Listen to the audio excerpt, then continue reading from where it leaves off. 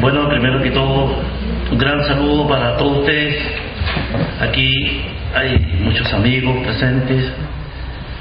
Saludar a don Nelson como autoridad comunal, concejal don Ignacio Tapia Gatti. No sé si hay otro concejal por ahí. Concejal don Julio Muñoz. Saludar también a los amigos escritores presentes. Agradecer a todos ustedes su presencia, a un coterráneo también local. Quisiera también agradecer a el joven que tocó la música muy linda, el joven de Caguas, don Enrique Millán. Agradecer también las palabras de nuestro querido amigo y común amigo don Nelson Arroz Endoya y Juancito Ramón Yáñez, que nos conocemos desde muchos años. Cuando comenzamos este libro ya nos conocíamos. En una oportunidad fuimos a hacer el libro, fuimos a entrevistar a don Mario Barrientos de ahí de Putique. Estaban caneando un chancho y nosotros nos quedamos ahí comiendo. Después estuvimos quejando porque... Así que dentro de todo ese anecdotario se fue haciendo este libro. Este es un libro de la memoria, un libro del recuerdo, un libro donde se reconstruye la vida de 16 localidades. 63 personajes participan en este libro, personas de la tercera edad hasta personas de 98 años, de mucha edad, participan en esta obra, que tenían la mente muy clara de cómo fue la vida de sus localidades en el siglo XX. Y a través de la entrevista en este libro uno va a conocer la vida, cómo fue la vida doméstica, cómo fue el aspecto económico de esa localidad de pueblo, cómo fue el desarrollo urbano, las primeras escuelas, quienes las fundaron, desde Puerto Montt, cuando Puerto Montt todavía tenía visos de ser todavía una comunidad chilota. No hay que olvidar que Puerto Montt solamente hace unos 40 años comenzó a ser una ciudad como es hoy día. Poquitito comenzó a crecer. Puerto Montt no era más que un castro de hace unos 30 años. Para ello se reconstruye la situación de cada pueblo. Me interesó mucho, no tanto lo sentimental, porque lo sentimental, para eso están los poetas. Pero nosotros los historiadores tenemos que tomar muchas veces la brasa no con las manos, sino que tenemos que apagar la brasa con agua y lo tomamos de manera fría, porque eso es la historia. La historia se va escribiendo frase, oración, punto, y se comienza con una nueva idea, pero tiene que ser todo justificado. Don Isidoro Vázquez Acuña, que es un académico, hace un mes atrás me escribía, yo le contesté que quizás está equivocado plenamente, porque yo en Santiago me decía que la historia oral es subjetiva, muy subjetiva. Evidentemente que la historia oral es subjetiva, pero para eso los historiadores, los que sabemos hacer historia oral, sabemos que tenemos que lo que dice la gente tenemos que contrastarlo con documentación. Tenemos que contrastarlo. Y para ello, el aporte mío dentro de esta obra no es más que el apunte para la elaboración de una historia oral. Es decir, cómo un joven universitario, un joven estudiante puede reconstruir una historia oral de su pueblo, de su comunidad. Cómo puede acercar la vida de afuera, traer la vida en su casa o de su abuelita o de su vecino, traerlo al aula, porque eso sí que hace falta. ¿Ya? traer la vida al aula de manera que el niño aprenda y valore su identidad. Entonces, mi aporte fue ese. Enseñar, por ejemplo, que si yo voy a hacer una historia oral, voy a ir a entrevistar a una persona. Primero que todo, tengo que tantear el terreno, hacer una entrada a la casa, ir a conocer, a hablar, ser amigable, ir tanteando, ir entregando amistad a mi entrevistador y decirle, mire, yo lo voy a venir a entrevistar a las 6 de la tarde o a las 3 de la tarde. Yo no puedo llegar a las 3:30. Porque ¿qué puede suceder? Porque mi entrevistador está ansioso que yo llegue. Pero si yo llego a las 3:30, voy a perder, mi entrevistador va a perder interés. Porque él me esperaba a las 3, no a las 3:30. Se va a perder un hilo conductor. Porque él me estaba esperando a las 3 para contarme toda su historia. 3:30, como que ya la cosa no funciona. Entonces, todas esas cosas están escritas acá en apunte para la elaboración. ¿Qué cuidado tiene que tener una persona que quiere reconstruir la historia oral? Este libro recoge más o menos en vida alrededor de 5.000 años en vida de personas. 5.000 años. 63 entrevistados. Recorrí todo el área cultural de Chiloé hasta Quellón. En Quellón entrevisté a personajes que son muy reconocidos ahí en la localidad. Y aquí en Castro también entrevisté a personajes que son parte de nosotros, parte de la vida de aquí, de esta localidad. El libro se comenzó a escribir el año 2006. Yo me acuerdo que lo iniciamos en ese tiempo cuando Felipe Montiel, que está a fondo, él comenzó a hacer un trabajo y yo también comencé un trabajo. Y en ese tiempo él hizo su proyecto, lo enfocó a otra área, y yo lo enfoqué y dije, voy a hacer una historia oral que recoja la historia de todos los pueblos. Esto es titánico, porque el grabar la conversación, posteriormente transcribirla, es un trabajo muy, pero muy arduo.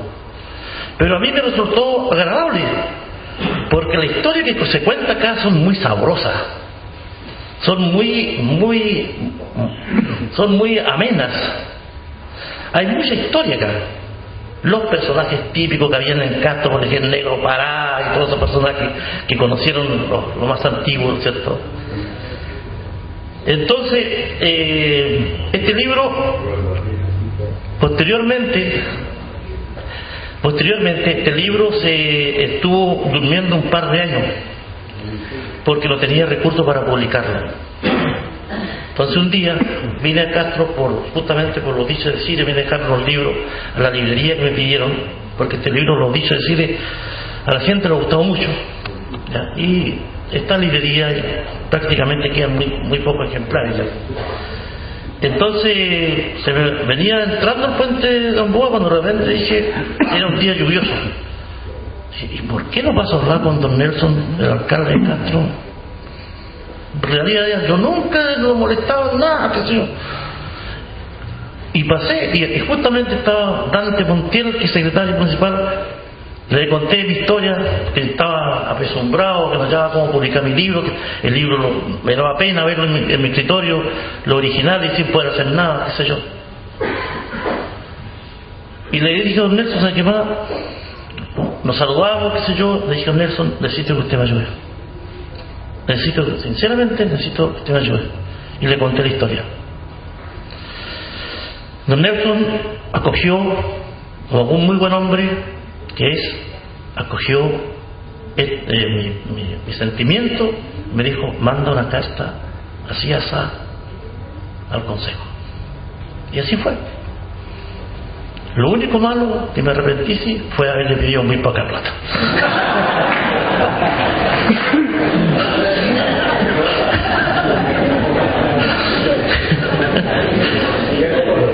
Pero que se pagué el noviciado, todo, no me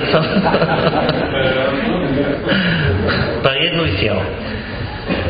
Porque el libro realmente fue bastante oneroso el costo. Cuando uno ve estos libros, uno nunca piensa que como llevan fotos en colores se encarece tanto.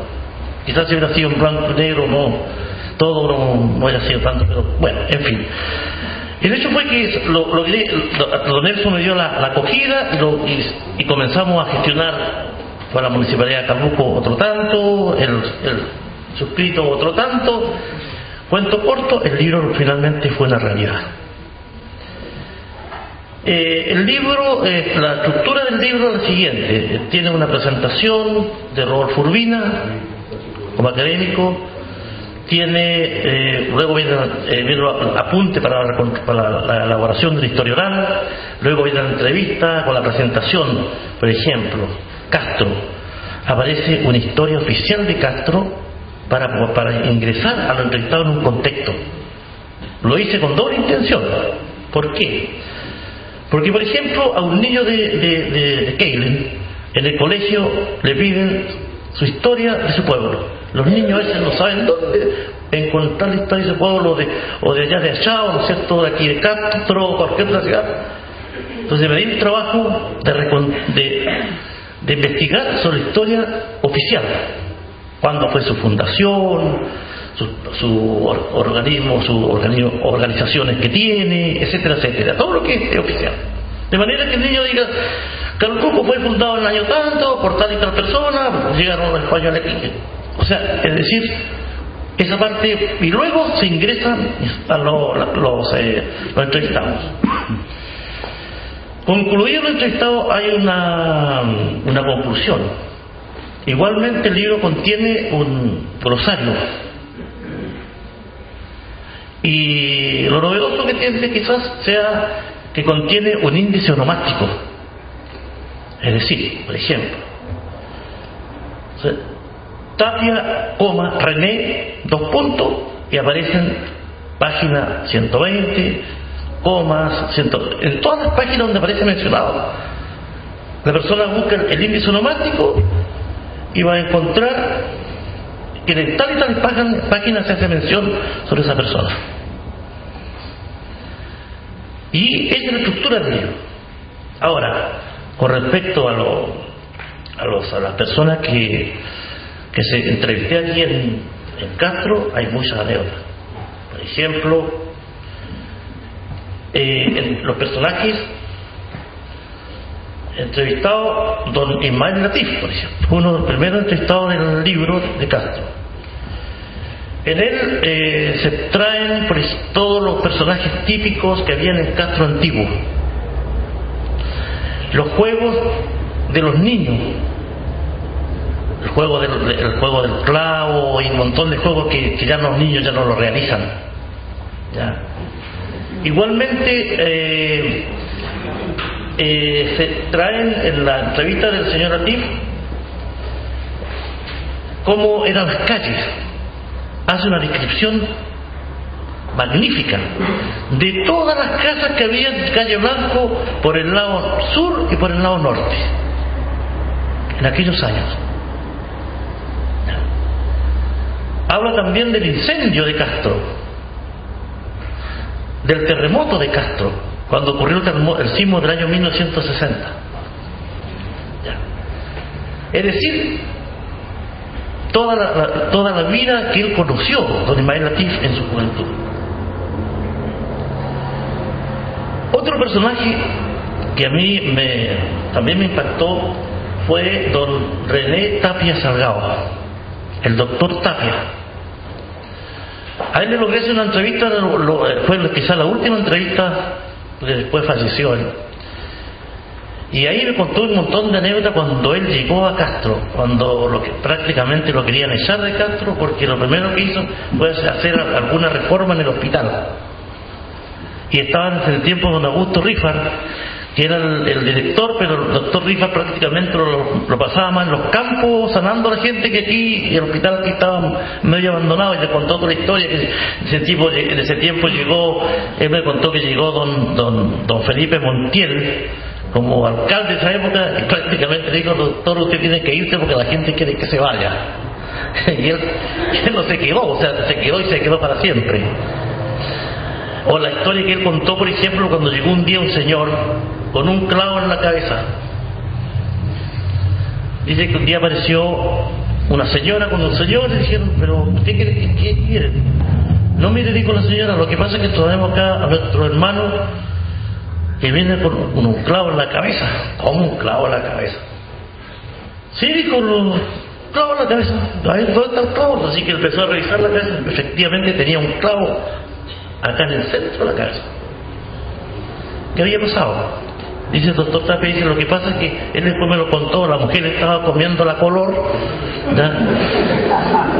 Y entonces, para que le echen la culpa al que el que le comía la color, le había enterrado un clavo a él, se clavó un clavo en la cabeza, pero estuvo con tanta suerte que el clavo quedó entre los dos hemisferios y no le pasó absolutamente nada. Tuvo que mandar a buscar a su ayudante David Vázquez, que decían Davidcito.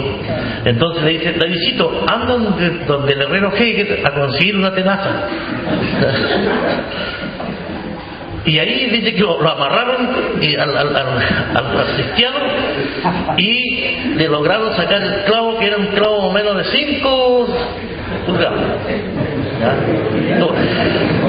Bueno, dijo, al final, después le di un antiinflamatorio y él nunca más supe si no vivió toda su vida. Esa historia la cuenta también el doctor Tapia. Y otra historia, cuando llegó el presidente González Videla, y sucede que lo hizo intencionalmente, lo pasó por el puente Gamboa, que era de madera. Entonces, como iban con el carro bomba, que ahí lo llevaron cuando inauguraron, creo, el aeródromo, y cuando en la vuelta se rompió parece que habían comido curanto y parece que hicieron mucho peso, así que se rompió. Entonces ahí le dijo: no se preocupe, van a tener puente, eso es lo que usted quería, ¿no es cierto? Le dijo el presidente Videla. Entonces él dijo: sí, esto queríamos, van a tener puente y muchas otras cosas más. Y así fue cuando hicieron el puente. Luego también aparece una entrevista a un vecino connotado de aquí, que es don Luis Rogel, más conocido, a quien él no se enoja, me parece, porque dice que a su hijo también le dicen lo mismo, le dicen Pejerreyes. Entonces, porque él cuando era niño lo invitaron a buscar a sacar pescado acá en la bahía, y la señora que lo invitó le dijo: usted es como un pejerrey para pescado, y de ahí quedó como pejerrey, como un pejerrey para la pesca. De manera que él también él cuenta su vida acá, y también cuenta cómo eran el ambiente de los estibadores cuando había movimiento acá en Castro, cuando era un puerto libre. ¿Ya? En el libro también aparece los beneficios que trajo el puerto libre y los sinsabores que trajo el puerto libre, porque en todo tiempo también hay aprovechadores. También en el libro aparece eso. Don Luis Rogel, él cuenta también, él habla sobre la organización de camilleros. En ese tiempo había un grupo de camilleros. Los camilleros, ellos tenían unas camillas en su sede sindical, en donde las personas que vivían un poco retiradas de Castro, ellos lo iban a buscar en camillas y los llevaban así, corriendo, los llevaban al hospital. En ese tiempo no había ambulancias. Después, cuando llegaron las ambulancias, el gremio de camilleros ya no existió. Y así cuenta historia cuando ellos, antes del golpe militar, ellos tenían unos fondos bastante interesantes como gremio, y posteriormente, después del golpe, esa plata desapareció. Y otras cosas que ellos perdieron como estibadores, y esa historia les las cuenta. Cómo era la bahía en ese tiempo, la abundancia de peces que habían, y hoy no sacan nada. Eso lo cuenta don Luis Rogel, su aventura cuando anduvo a Valparaíso, Cuando se fue cuando era siendo un niño, lo llevaron a Valparaíso en un buque de estos que habían, los vapores que habían antiguamente. Todas las cosas que se cuentan, los personajes que ya he mencionado, todas van complementadas con fotografía. Igualmente, otro personaje fue muy simpático, la entrevista que le hice a don Luis Armando Cárdenas Osorio, más conocido por todo como el amigo Castillo. A él le gustaba que le digan Castillo porque él cantaba tango, era tanguero. Entonces en ese tiempo había un cantor tanguero argentino que se llamaba Alberto Castillo. Y justamente también acá en el libro él aparece con su vestimenta cantando tango como Alberto Castillo, porque la gente decía que tenía la voz muy parecida. Pero don Luis Armando Cárdenas destacó también porque era el señor de las películas, del cine que se llamó Centenario y después se llamó Cine Rec, donde hoy día está el museo de Castro. Y ahí él era el que pasaba las películas y corrió por ahí. Felipe Montiel tiró una talla que una vez creo que llegó un poquito pasado y la película lo puso al revés. Así que encendió el foco y decía fin.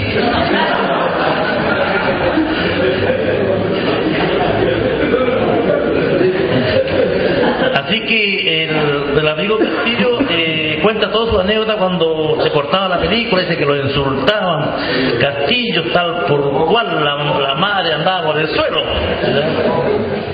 Bueno, todo ese asunto de cómo fue la vida, las películas que se pasaban en ese tiempo, las películas que estaban en boga, la de Cantinflas, la mexicana, cuando ahí corría bala, qué sé yo, esas eran las películas típicas de aquellos años y él las cuenta todo acá también en la entrevista. Seguidamente entrevistamos también a otro personaje, a don Haroldo Ballestero Cárcamo.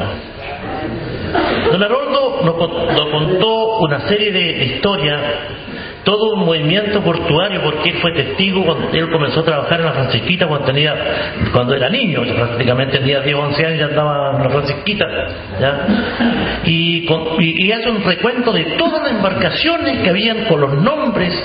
Lo único que le faltó poner el apellido de los dueños, los nombres de todas las embarcaciones que había en ese tiempo, incluso aparecen hasta los dueños que eran en ese tiempo, eran en primeras embarcaciones que habían aquí. Y del Puerto Libre también habla mucho de eso, y sobre todo queremos encontrar en este libro con una cosa muy novedosa, la industria que tenía Castro en ese tiempo. Había incluso hasta industrias donde hacían fideos, tallarines. A mí me llamó mucho la atención que hay una industria de tallarines aquí en Castro. Había una industria donde hacían una especie como whisky. Y venía todo en unos barriles, el licor, el aguardiente y todo eso, el alcohol venía en cuarterolas.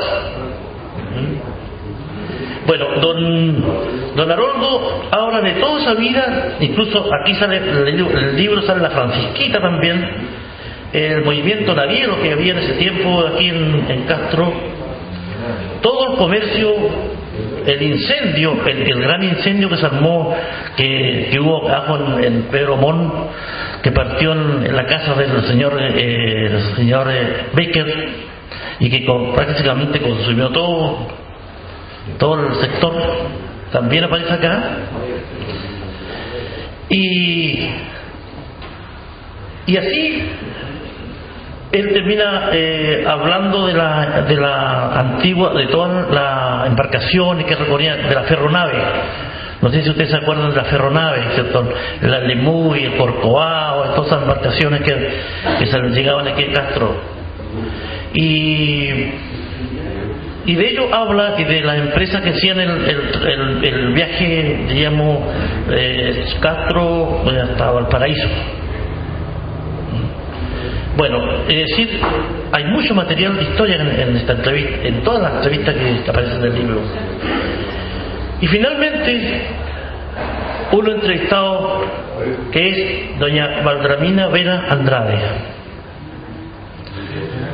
Doña Valdramina fue a una antigua profesora normalista y ella nos cuenta cómo era la vida de los normalistas en ese tiempo, cuando ellos estudiaban en Ancú. Ella cuenta también cómo era la política aquí en Castro. También conocemos un poco, en parte, de uno de los grandes alcaldes que tuvo Castro, que fue su suegro, don Felipe Montiel, su otro apellido, Márquez. Y acá en el libro aparece una fotografía que me lo prestó doña Nelly Pinto allá de Keilen, cuando fue el funeral de don Felipe Montiel. Aquí la foto, los bomberos, qué sé yo, están todos presentes, las fuerzas vivas de Castro.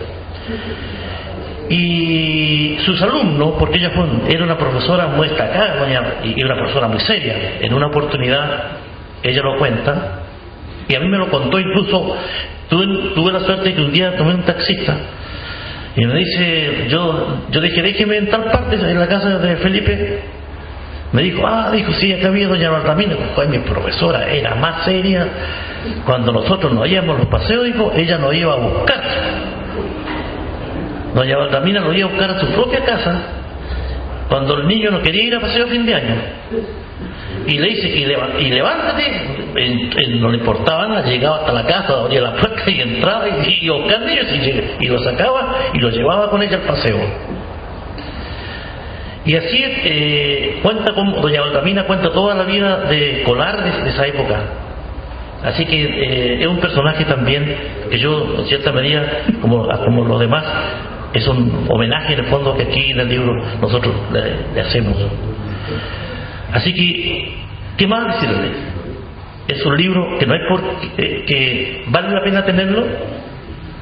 Es un libro ameno, como es un documento histórico, porque estas personas son parte de la historia de aquí, de la localidad. Y finalmente voy a concluir